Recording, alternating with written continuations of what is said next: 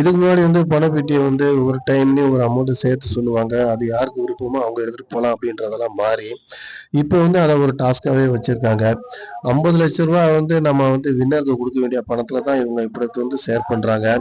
ஒவ்வொரு கண்டென்ட்ஸ்க்கும் ஒரு 50,000 வச்சு இத யாரு குறிப்பிட்ட செகண்டுக்குள்ள போய் எடுக்குறாங்களோ, அவங்களுக்கு அந்த பணம் சொந்தமாயிருது.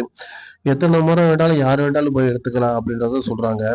அது மட்டும் இல்ல, சப்போஸ் நம்ம அதுல வின் பண்ணாம நம்ம தோத்துட்டு அந்த செகண்டுக்குள்ள வீட்டுக்குள்ள வர முடியல அப்படின்னா, பணத்த அவங்கட்ட ஒப்படைச்சுட்டு நம்ம வேற ஆளா தான் வீட்டுக்கு போணும் அப்படிங்கிறத சொல்றாங்க. இத பார்த்துட்டு நம்ம ஜாக்லினுக்கும், பவித்ராவுக்குலாம் ரொம்ப பயமாவே இருக்கு. என்ன காரணம்னா, இந்த டாஸ்க் நம்ம விளையாடாம விட்டோம்னா, நம்மளுடைய ஃபேன்ஸே நம்மள நம்பிக்கை வச்சது வீண் போயிரும். சப்போஸ் நம்ம அதுல நம்ம விளையாண்டோம்னா தோத்து போயிட்டோம்னா நம்ம அப்படியே வெளில போற மாதிரி ஒரு சூழ்நிலை வந்தனால அவங்களால ஏத்துக்கவே முடியல.